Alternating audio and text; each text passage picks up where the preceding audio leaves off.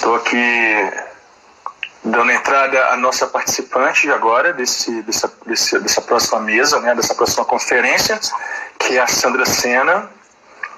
E boa noite, Sandra, tudo bem? Tudo bem. Tudo bem, você está me ouvindo direitinho? Tudo bem, você me ouvindo bem? Eu estou ouvindo bem, sim. Eu coloquei aqui o fone de ouvido porque para não gritar muito. Mas eu vou esperar algumas pessoas entrarem e a gente começa aqui. Seja bem-vinda. É um prazer falar com você. A gente está ali na rede de historiadores negros, mas a gente não se conhece cara a cara e não tardará para a gente se conhecer. E é um prazer enorme, grande estar com você aqui e mediar essa mesa. Eu acho que a gente tem muito que conversar. O papel do mediador é esse. Você está falando aí, vai falar das mulheres negras em Maceió, trabalhadoras negras em Maceió, no pós-abolição, experiência e cotidiano. Esse é o título da sua conferência agora nos próximos 30 minutos. A gente está um pouquinho atrasado, né? Por conta aí de problemas técnicos que houve aí desde o início, mas isso faz parte. A gente vai se acostumando a lidar com essas tecnologias, mas é importante a gente estar dentro das redes.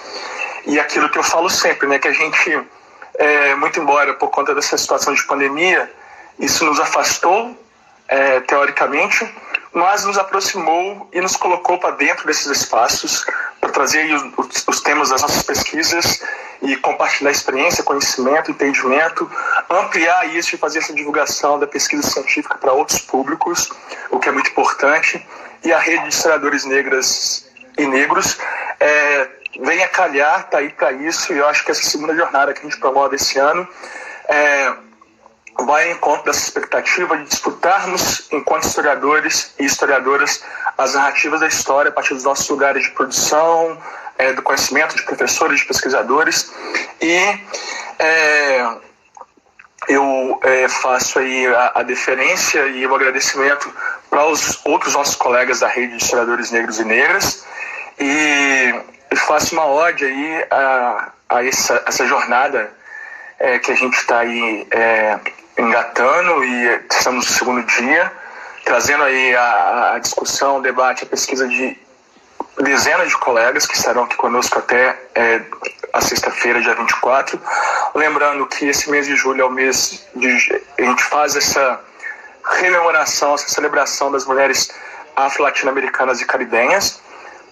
A Jornada das Mulheres, de História das Mulheres Negras e Mulheres Negras tem a ver com isso, vai ao encontro dessa celebração, para aí, pelo âmbito da história, a gente discutir, debater a emergência, as agências da trajetória de várias mulheres negras e negros e mulheres negras.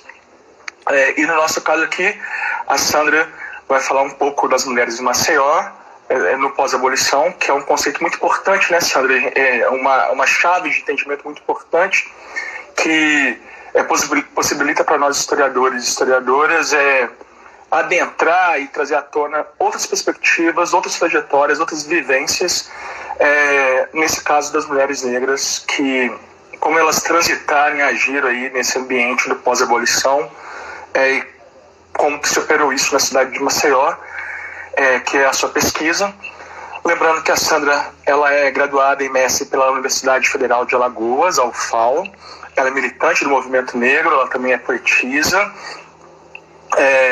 e trará à tona aí para a gente nesses próximos minutos aí sua pesquisa, que foi defendida, a dissertação de mestrado foi defendida no ano passado, né, Sandra? Com o título Cotidiano e Classe Trabalhadora em Maceió no pós-abolição. Então o recorte que você vai fazer é sobre as mulheres nesse cotidiano do pós-abolição na sua cidade, que é Maceió. Fica à vontade, Sandra. É bem a minha cidade não, mas eu estou aqui. Tá bem. Bom saber. Boa noite a todos e todas. Fico muito feliz por a gente estar conseguindo construir uma rede nacional, né, de historiadores e historiadoras negras. Enfim, somos muitos hoje e muitas. Isso é muito interessante. Acho que dá uma reviravolta na história, digamos assim, né? A gente já não vai mais entender a história como em outro período se entendeu. Enfim, já fui apresentada, vou até dispensar essa parte. Mas a minha pesquisa ela se deu a partir de um diálogo que eu tinha no PIBIC e tal, né? Eu fiz PIBIC durante 2 anos na graduação, e aí a minha ideia era entender a classe trabalhadora em Maceió, e ficava nessa, né? Entender a classe trabalhadora em Maceió, vamos ler quem escreveu sobre a classe trabalhadora em Maceió, e assim, para mim existia uma lacuna muito grande mesmo, porque os historiadores de Maceió que estudam trabalho não falam população negra. Isso é um grande problema, né? Assim, tem trabalhos importantíssimos, com dados importantíssimos, que eu também uso na minha pesquisa, mas cadê as pessoas negras desse trabalho? Isso foi ao longo da pesquisa eu fiquei nessa inquietação, né? É um pós-abolição, para onde foram os povos escravizados, né? E aí a gente acaba achando aquele perfil que o Cláudio Batalha ele faz uma crítica, né, do homem branco que veste macacão, enfim, a gente não tem esse trabalhador, não é esse tipo de trabalhador no pós-abolição em Maceió, são outros trabalhadores e trabalhadoras, né? E aí essa pesquisa se deu nesse sentido, né? Porque acho que muito da minha militância de esquerda meio que incentivou a pesquisar isso, né? Eu comecei militando com 15 anos, num movimento secundarista ainda, e eu sempre quis entender a esquerda, né? E não só entender a esquerda enquanto movimento, mas entender quem são esses trabalhadores que a esquerda diz defender, né? E aí, vamos lá, entender quem são esses trabalhadores.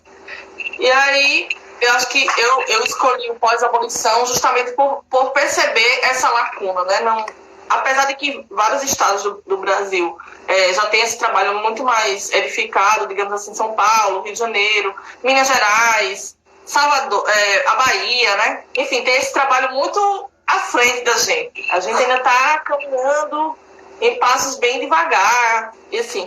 Mas eu penso que a gente pode fazer uma discussão muito bacana. Já tem outras pessoas também incrementando a discussão, não necessariamente discutindo o trabalho, mas discutindo também esse pós-abolição, né? Enfim, tem até colegas que são do mesmo período do mestrado que também estudam isso, né? Do Babi, da Viagem, da Pereira, e que são relações que se entrelaçam nesse processo, né? E como eu falei, né? A ideia geral é entender essa lacuna e pensar quem são esses trabalhadores na virada do século XIX para o século XX. Enfim, eu penso que esses trabalhos que existem em Alagoas sobre a classe trabalhadora ainda está muito voltado naquela perspectiva de que a esquerda escreve sobre a classe trabalhadora, mas sem aquela sensibilidade de entender que as relações sociais, que as relações de classe, que as relações de gênero e as relações raciais estão presentes nesse contexto, né? Porque é impossível a gente... Aí eu me sinto muito segura nessa discussão com a Angela Davis, por exemplo. A gente não tem como conhecer a classe se a gente não sabe quem é a classe, né? Não adianta só enumerar a classe. O Porto tem tantos trabalhadores, Alagoas tem tantos pescadores. Não adianta só isso. Não adianta saber quantas pessoas entram e quantas pessoas saem das fábricas. A gente tem que entender quem são essas pessoas, onde elas circulam, onde elas estão, enfim. E, como eu falei, a ideia geral era entender a classe trabalhadora de forma geral. E eu não tinha pensado também em entender mulheres, entendeu? Nesse caminho. Mas aí eu encontrei as mulheres. Eu encontrei as crianças, que são... As crianças, eu acho que ainda é um ponto mais sensível, né? A gente hoje já discute muito mulheres, mas o trabalho infantil ele é muito sensível, porque isso não... Esse período não era discutido o trabalho infantil, se pode ou se não pode, né?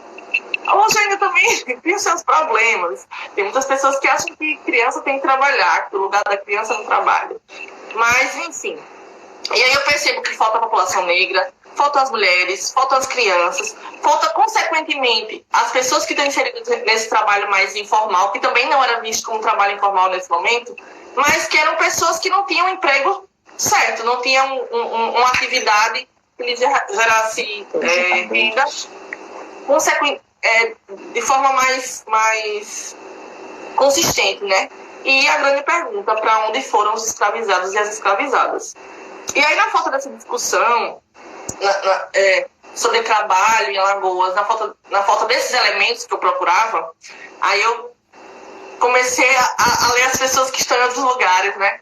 E um historiador que eu me referencio muito é o Marcelo Macó, que ele dá um chave, assim, na minha pesquisa, lendo ele, porque ele vai dizer, se não tem trabalhos sobre trabalho pós-abolição que entenda a população negra, vamos olhar os nossos amigos que pesquisam século XIX, século XVIII, para entender, porque é possível que a realidade, né, das pessoas mudem tanto de uma década para outra década, né? Cadê esses negros e essas negras que estavam nesse lugar? Eles têm que existir em algum lugar. E aí, você vai olhar as pesquisas sobre escravidão, né, as pesquisas, né, gerais sobre o século XVIII, século XIX, aí você encontra muita coisa que lhe dá um outro horizonte e você consegue fazer uma discussão mais sensível sobre quem são esses trabalhadores e essas trabalhadoras, né? Porque, por mais que eles e elas tenham ficado silenciosos por muito tempo, eles estavam ali, e elas estavam ali. E aí eu acho que essa pesquisa, essa discussão do Macó ajuda muito. E aí eu fui para a documentação, né? A minha documentação é basicamente jornal. Acho que jornal é um grande amigo dos historiadores, né? Eu gosto de trabalhar com jornal. Sem sombra de dúvida. E aí eu comecei a olhar também o jornal de outra forma, né? Eu já não estava mais olhando o jornal como eu olhava no início da pesquisa. Eu estava olhando o jornal procurando outras coisas. Aí eu encontrei pessoas bêbadas, encontrei prostitutas, encontrei várias coisas, né? E que estão nesse contexto, né? Em bairros, praticamente bairros de trabalhadores e trabalhadoras. Não era chamado um bairro operário, mas eram bairros de trabalhadores e trabalhadoras, né? E várias denúncias. O jornal é bom que você pega muita denúncia, né? A coisa moral, ela tá ali escancarada, né? O papel da mulher. Qual é o papel da mulher no jornal no início do século XX, né? E fala muito sobre a mulher do espaço privado, mas quem são as mulheres do espaço privado não somos nós. Nunca fomos nós, né? Eu acho que isso é muito importante a gente trazer essa discussão, porque até se contrapõe a um movimento de mulheres que acha que as mulheres começaram a trabalhar na década de 70. Isso é ilusório. É tão atrasado que, enfim, né, essa forma de pensar. Existem muitas autoras brancas e negras que já fazem essa discussão, né, sobre as mulheres trabalhadoras. As mulheres sempre trabalharam, sempre, né, não é um caso específico do Brasil que as mulheres trabalharam de 500 anos para cá. Sempre as mulheres são protagonistas nesses espaços, enfim. Eu faço também, às vezes, um pouco das leituras sobre a história das drogas e tal. E acabei achando uma coisa bem interessante esses dias, que não tem a ver com o assunto, mas, né? E é sobre a produção da maconha e tal, que envolve mulheres na agricultura. Enfim, né? São as mulheres trabalhadoras da agricultura e essas relações estão sempre próximas, né? E aí eu também utilizo literatura alagoana e os relatórios do governo do estado, que eu acho que conseguem me dar um norte para entender como é que o estado estava tratando esses trabalhadores, essas trabalhadoras, ou não tratando, né? Porque quando tem um silêncio ali, tem alguma coisa também. E aí tem muitos silêncios, né? Tinham várias questões. Eles eram muito preocupados com alguns aspectos da sociedade, né? A mendicância, que isso é uma preocupação que eu acho que permanece até o tempo presente, né? Eu acho que a história do Brasil República é a história contra a mendicância, né? A preocupação com o saneamento, porque existiam muitas doenças, as pessoas morriam muito e tal. E quem eram essas pessoas que morriam? E aí eles faziam os asilos, meio que, né? As pessoas ficavam meio que presas nesses asilos. Não era presa, mas, né? Para dizer que estava cuidando das doenças. Também teve a construção de escolas profissionais, que também eram pessoas negras que ocupavam essas escolas profissionais, né? E aí eu acho que o Salub me ajuda muito nesse momento, porque ele vai dizer que essa moral do trabalhador bom e do trabalhador ruim, né? Porque o filho do negro que está na rua é ruim, o filho do branco que está na rua não é ruim. Eu acho que essa ocupação das ruas nesse momento ela é muito bacana da gente perceber essa coisa mais moralizada, né? E assim, essas escolas, elas servem como essa moralização também, não só, né, ensinar uma profissão, em todas as aspas do mundo, mas uma moralização, né, que o trabalhador de bem, ele tem que ser dessa forma, ele tem que fazer isso. E você percebe que o preto e a preta nunca foram vistos como trabalhadores de bem, né? Para começar, que não tinham uns empregos, que era difícil conseguir um emprego mais formal, né? Era difícil andar nas ruas. Só os códigos de postura da cidade, elas falam muito sobre essa negação à classe trabalhadora negra, né? Era proibido pedir esmola, proibido na rua a partir de tal hora, que eu não vou lembrar a hora aqui, né? Acho que também muda de acordo com o tempo. Enfim, tem várias questões que determinam essa vida da população negra. Enfim, pensando nisso para trazer para as mulheres, aí vamos pensar onde é que estão as mulheres, né? Essas mulheres trabalhadoras. As mulheres negras em Maceió trabalhadoras, acho que até o Danilo falou ontem na apresentação dele, tinha muitas mulheres que vendiam seus produtos, né? Tapioca, arroz, sururu, vatapá, caruru, nas ruas de Maceió. E aí eu acabei achando também na documentação mulheres lavadeiras, né? Mulheres também que ajudavam os homens que eram pescadores. E até hoje existe essa movimentação das mulheres que trabalham junto com os homens na pesca. Mas Alagoas, na verdade, é um estado banhado de lagoas e de rios, e enfim. E aí tem essa relação muito íntima com a pesca, né? Enfim, deixa eu ver onde eu tô aqui, que eu já me perdi. Eu começo a falar, sabe? Ele tenta aí, começa a falar e vai falando. Sei como é, sou desse jeito. Fica à vontade. Enfim, e uma coisa que eu queria trazer para a gente pensar aqui um pouco, que, enfim, acho que as pesquisas na Bahia já trazem muito disso, mas acho que no Nordeste é mais a Bahia, acho que os outros estados não evidenciam muito isso, é que nós não tivemos imigração europeia, né? Eu acho que é muito importante elencar isso aí, que os homens e as mulheres negras permaneceram nos trabalhos nordestinos, né? E principalmente as mulheres negras. E aí, enfim, só citando alguns trabalhos que eu achei muito importante para minha pesquisa, foi do Danilo, que está aqui, que foi ontem, que apresentou ontem, né? O mestrado dele me ajuda muito a pensar essas mulheres livres e escravizadas. A Luana Teixeira, que ela pensa também a cidade de Maceió dentro de um comércio interprovincial, né? De povos escravizados. E o Gustavo Barbosa, que ele pensa, que ele trabalha com capoeiras e vadios, e aí ele faz um trabalho fantástico sobre esses códigos de conduta, né? Ele me ajudou muito a pensar sobre isso, né? Sim, e voltando um pouco sobre as mulheres, né? Porque ainda existem pesquisas sobre mulheres em Maceió, né? Pesquisas recentes que falam que o lugar da mulher é o lugar privado. Meio que só repete o que jornais conservadores, republicanos, até mesmo de operários diziam, né? Eles não se diferenciam muito nisso aí, no papel da mulher. O papel da mulher é sempre aquele do lugar privado, mas que mulher era essa que ele estava falando, né? E aí tem um trabalho que fala sobre a mulher na Primeira República aqui, que fala isso, né?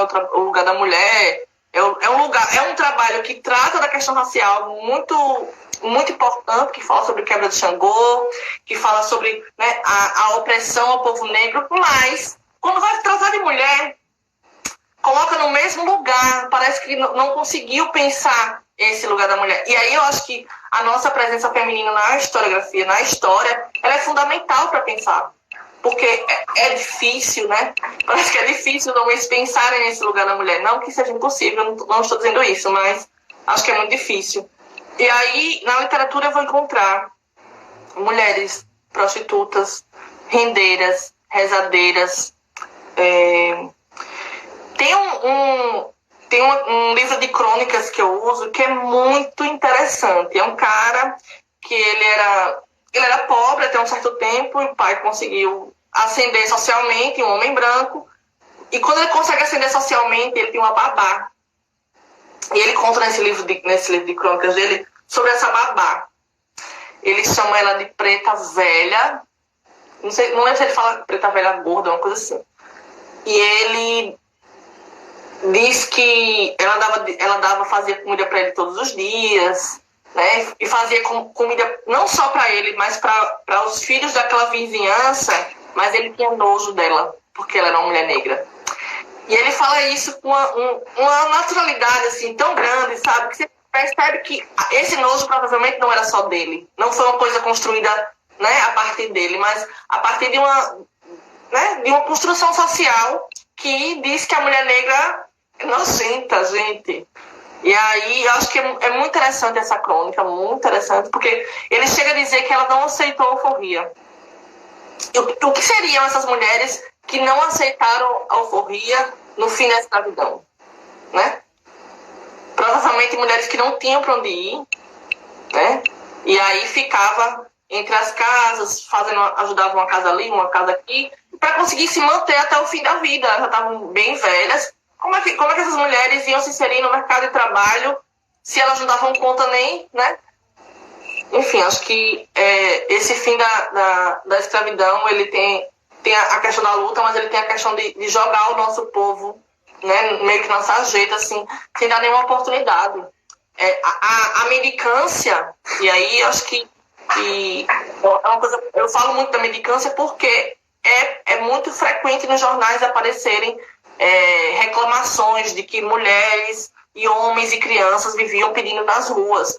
E aí que eu penso, entender as mulheres negras não é só entender as mulheres negras, é entender um contexto em que as mulheres negras estão inseridas juntamente com a população negra, né? Tipo, homens, crianças, idosos e idosas.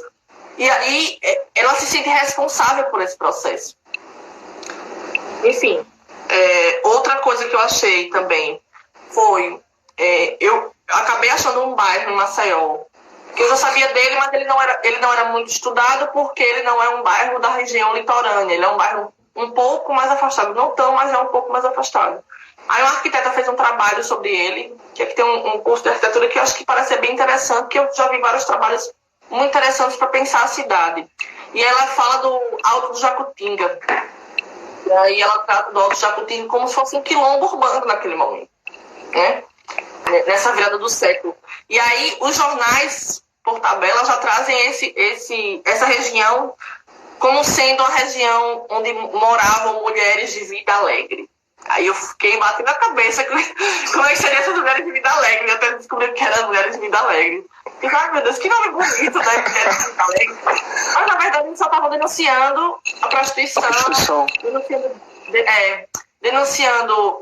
Eu acabei entendendo isso porque eu olhei outros jornais que também denunciavam a bebedeira, a prostituição, meio que falava que as pessoas que moravam lá eram muito pobres, que não queriam rumo de vida. E assim, tinha muitos casos de polícia, de pessoas presas, muito frequentes nessa região.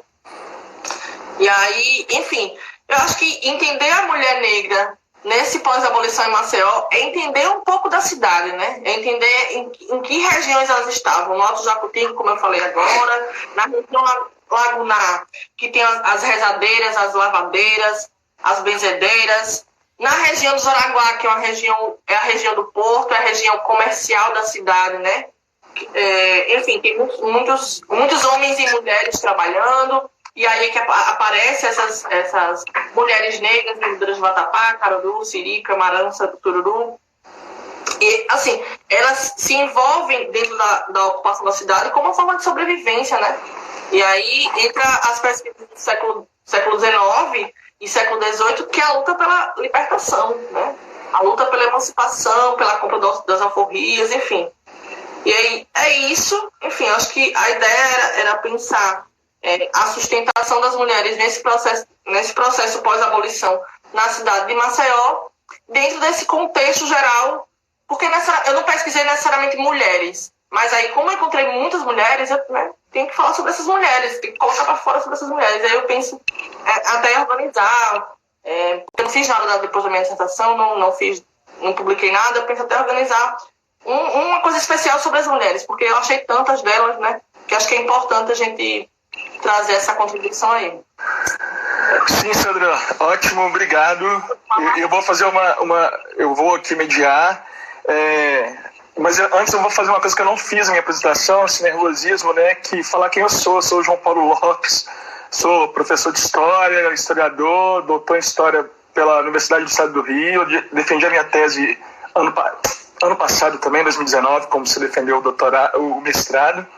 Eu trabalho com a história negra nos anos 20 e 30, aqui em São Paulo, onde eu vivo, muito embora seja mineiro, mas indo ao encontro... Oi? Sou pernambucana. Então pronto, a gente é migrante. Eu vou falar algumas coisinhas aqui de que apareceram no chat e fazer um breve comentário do que você fez e falou. É muito importante a gente falar e lembrar, e você fala disso a partir de uma perspectiva regional, mas que vale para todo o país.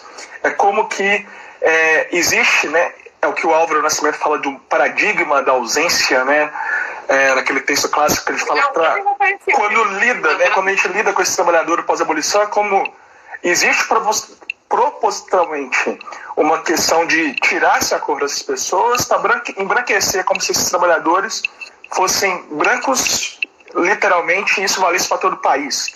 Uma perspectiva historiográfica muito a partir do centro-sul do país, e como você disse, não tem imigrante nas cidades do Nordeste, né? Não tem imigração. E aí, essa coisa também dos estudos sobre o trabalho, como que essa lógica do trabalho, esse entendimento do trabalho, o trabalhador como aquela coisa clássica, ou camponês ou operário, como que na interseção, no intervalo entre esses dois tipos ideais, existe uma gama de outras atividades de trabalho em que a população negra está lá, né? Como você disse aqui das suas mulheres, elas são rendeiras, ajudam aí os maridos pescadores, são prostitutas, que também é uma coisa muito mal falada, maldita, não dita, mas era uma das atividades também. Existia, claro, existe todo um debate moral ainda que nos afeta para falar disso também. As rezadeiras, o trabalho doméstico, né, que você citou aí, a questão do conto que você trouxe, as vendedoras de alimentos, que talvez seja a imagem mais recorrente quando a gente lembra dessas mulheres circulando pela cidade, né, elas vendendo ali vários alimentos, essas vendedoras ambulantes, as lavadeiras. Então há uma série de atividades que essas mulheres transitam, não só no pós-abolição, né, Sandra? Mas durante todo o percurso ali, inclusive durante o período de escravização e tudo mais, essas mulheres circulando na cidade, elas são escravas antes ou depois libertas e livres, trabalhadoras de toda a ordem em todo o espaço urbano, em várias das atividades. E aí, para não a gente não ir além do tempo, né, que a gente já está atrasado demais, eu vou fazer duas perguntas que apareceram, não vai dar para falar de todos. O Danilo, que você citou aí, nosso colega, ele fala se você conseguiu localizar os lugares dessas lavadeiras na cidade de Maceió. Você consegue ir pelo mapa para saber onde que elas estão, onde que elas atuavam. E a Lucimar Félix, se eu não me engano, acho que é a Lucimar, ela fala que como que você percebe a chegada como não é uma cidade que tem imigrante, como que você percebe essa chegada desse ideário europeu do trabalho, né? Essa ética do trabalho, essa perspectiva capitalista, muito sacramentada aí na historiografia a respeito do trabalho. Como que você percebe a chegada desse ideário e a consolidação dele aí nesse pós-abolição na cidade de Maceió? Acho que são duas perguntas assim, coringas, que para a gente não estourar muito tempo, você pode responder, que contemplam parte do que os comentários aí no chat deixaram pra gente.